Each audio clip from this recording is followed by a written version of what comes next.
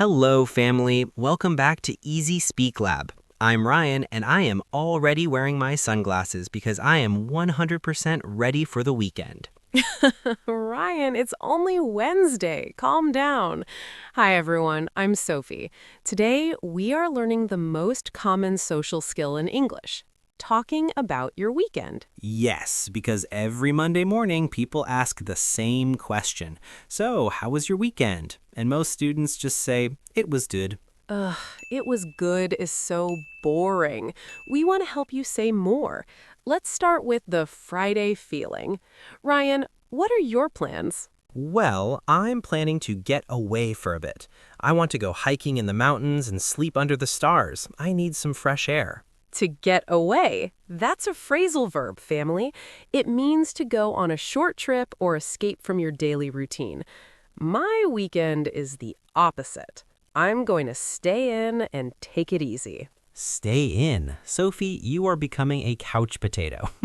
Students, a couch potato is someone who sits on the sofa all day watching TV and eating snacks.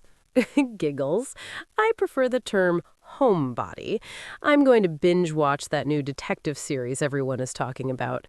To binge watch means to watch many episodes of a show one after another. Okay, family, it's Friday morning. What kind of weekend person are you? A, the adventurer, hiking, camping, traveling. B, the couch potato, Netflix, snacks, sleeping. C, the social butterfly, parties, meeting friends, cafes. Tell us in the comments, what are your plans for this Saturday? I can't wait to see if we have more adventurers or couch potatoes. But Ryan, we need to teach them the past tense too, because on Monday, the weekend is over. True. On Monday, we don't say I go to the park. We say I went to the park or I had a blast. To have a blast means to have a fantastic time. I had a blast at the concert. But what if the weekend was a disaster, like when I tried to go camping and it rained for 48 hours? Then we say it was a washout, or simply, I just caught up on sleep. In part 2, we are going to dive into the Monday morning small talk at the office.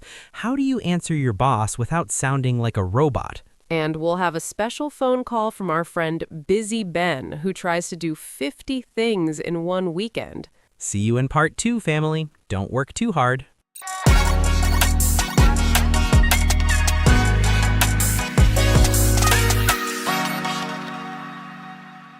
And we are back. Sophie, I'm still thinking about your homebody weekend. Honestly, watching 10 hours of detective shows sounds like a lot of work. It's a very difficult job, Ryan, but someone has to do it.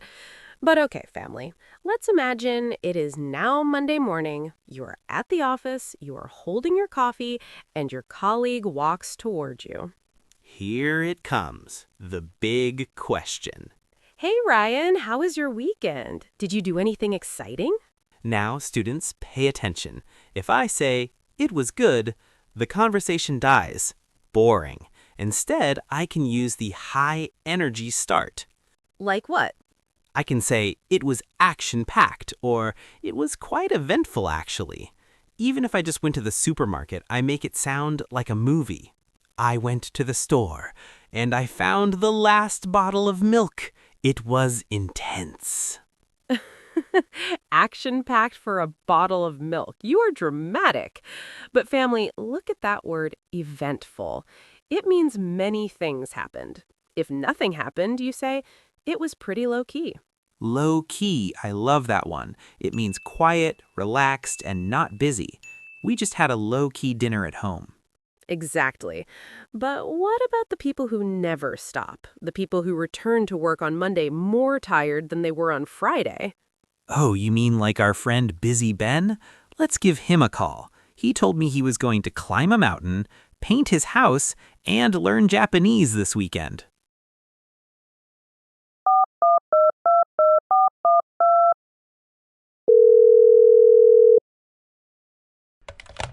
Ben? Is that you? How was your relaxing weekend? Relaxing. Ryan, I haven't slept since Thursday. I decided to make the most of it.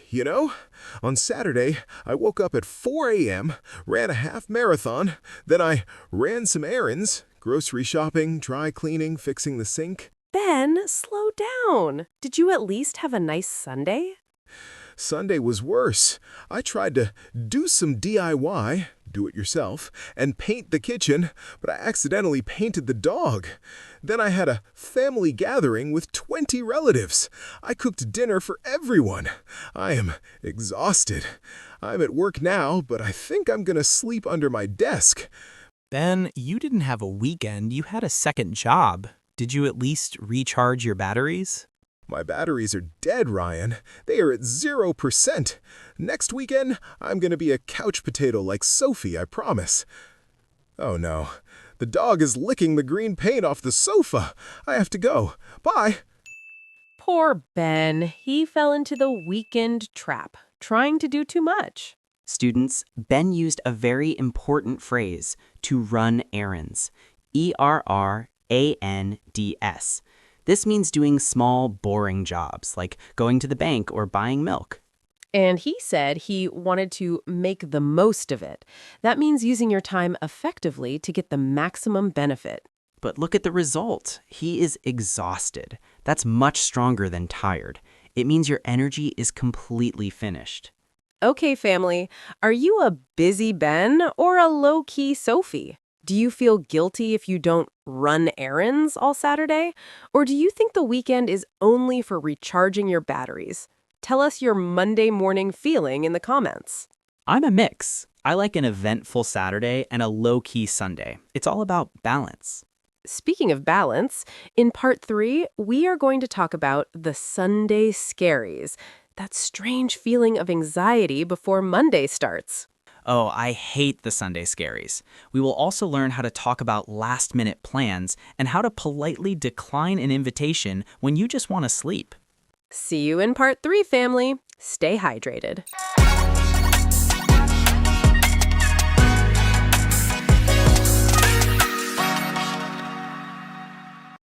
Welcome back. We are in the final stretch. Sophie, we've talked about being a couch potato and a busy Ben, but we need to talk about that strange feeling on Sunday at 6 p.m. Oh, you mean the Sunday Scaries? Ooh. Exactly, family. The Sunday Scaries is that feeling of anxiety or nervousness you get on Sunday afternoon because you are thinking about Monday and all the work you have to do.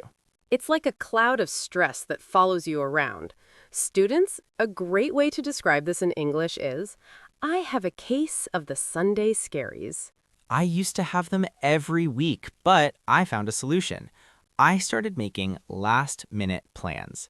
Last minute means something you decide to do at the very end without planning before. That's a risky move, Ryan. If I have the Sunday Scaries, the last thing I want is a surprise. I prefer to wind down. To wind down, W-I-N-D, down. That is a beautiful phrasal verb. It means to relax gradually after a period of excitement or work, like a clock slowing down. Exactly. My winding down routine is a hot tea and a book. It helps me clear my head for Monday morning. Clear my head. I love that. It means to stop thinking about your problems. Okay, family, how do you fight the Sunday Scaries? Do you plan ahead, make a list for Monday? Do you treat yourself, eat a nice dinner, or watch a movie? Or do you just go to bed early and hope Monday disappears? Tell us your secret in the comments. We need your advice. Monday never disappears, Ryan, but we can be ready for it. Let's look at one more social situation, the last-minute invitation. Oh, like when a friend calls on Sunday night and says, hey, do you want to go for a 5-mile run right now? Exactly. How do you say no politely? You can say, I'd love to, but I'm actually just winding down for the night. Or the classic, I think I'll take a rain check on that one. To take a rain check, that is a superstar idiom. It means, I can't do it now, but let's do it another time. It's the most polite way to decline an invitation. I'll take a rain check. Use it, family. It makes you sound very natural. Well, our weekend podcast is officially coming to an end. We learned about getting away, being a homebody, running errands, and winding down. We hope your next weekend is one for the books. That means a weekend so good you will remember it forever. Thank you for joining us at EasySpeak Lab. Don't forget to like, subscribe, and tell us what was the highlight of your last weekend. The highlight, the best part. My highlight was not painting a dog green, unlike Busy Ben. See you in episode 12, family. Bye. Have a great week. Bye-bye.